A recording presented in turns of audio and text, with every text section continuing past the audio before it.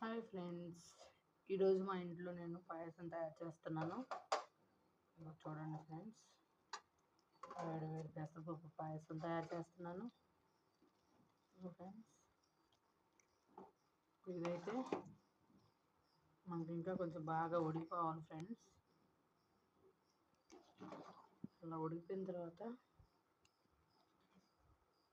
పాలు పోసేసి కాచి చల్లార్చిన పాలు పోసుకొని రెడీ చేసుకోవడమే ఫ్రెండ్స్. మీకు కనుక ఇది నచ్చితే లైక్ చేయండి ఫ్రెండ్స్. చూడండి ఫ్రెండ్స్, ఇందాక చూపించాను కదా, ఇందాక మనమైతే బెల్లం వేసుకున్నాం. ఇప్పుడు ఈ బెల్లం కరిగిపోతుంది.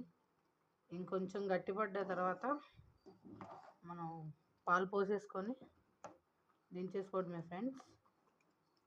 ఇది చూడండి, ఇంకొంచెం గట్టిపడాలి ఫ్రెండ్స్ పాయసం అనేది. మనకి ఒక 5 మినిట్స్ తర్వాత రెడీ అయిపోతుంది ఫ్రెండ్స్. ఇది మా స్టైల్లో చేసుకుంటాం ఫ్రెండ్స్. ఇలాగా మీ స్టైల్లో పాయసం ఎలా చేసుకుంటారో కామెంట్ చేయండి. ఈ వీడియో మీకు నచ్చితే లైక్ చేయండి అండ్ సబ్స్క్రైబ్ చేయండి ప్లీజ్. ఇదిగోండి ఫ్రెండ్స్, ఇప్పుడైతే నేను కాచి చల్లార్చిన పాలు పోసేసుకుంటున్నాను ఫ్రెండ్స్ పాయసంలో. ఇప్పుడు ఈ కాచి చల్లార్చిన పాలు పోసేసుకొని కొంచెం అలా కలిగి పెట్టుకొని దించేసుకోవడమే ఫ్రెండ్స్. జాగ్రత్తగా కలిగి పెట్టుకోవాలి ఫ్రెండ్స్. ఇలా పాలు పోసిన ఒక 2 మినిట్స్ ఉంటే సరిపోతుంది ఫ్రెండ్స్. ఎందుకంటే మనం కాచి చల్లార్చుకున్న పాలు కాబట్టి. చూడండి ఫ్రెండ్స్, పాయసంలో పాలు పోసిన తర్వాత పాయసం ఎలా ఉంది. ఫ్రెండ్స్, ఇదైతే మేము మా ఆంధ్ర స్టైల్లో ఇలా చేసుకుంటాం ఫ్రెండ్స్. అంటే ఒక విలేజ్లో ఒక్కోలా చేసుకుంటారు ఫ్రెండ్స్. మేమైతే ఇలా చేసుకుంటాం. మీరు ఎలా చేసుకుంటారు పాయసాన్ని, ఎలా తయారు చేసుకుంటారో ఈ వీడియో చూసి ప్లీజ్ సబ్స్క్రైబ్ చేయండి. నా ఛానల్ని సపోర్ట్ చేయండి, లైక్ చేసి షేర్ చేయండి ఫ్రెండ్స్.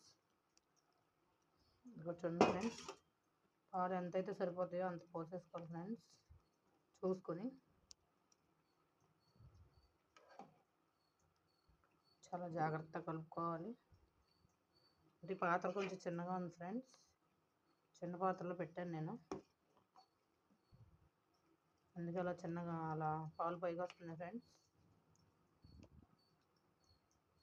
మీరైతే చూసి మీ స్టైల్లో ఎలా చేస్తారు, ఈ పాయసం ఎలా ప్రిపేర్ చేసుకుంటారో తప్పకుండా కామెంట్ చేయండి, లైక్ చేయండి. మీకు నచ్చితే నా ఛానల్ని సబ్స్క్రైబ్ చేసుకొని సపోర్ట్ చేయండి ఫ్రెండ్స్ ప్లీజ్.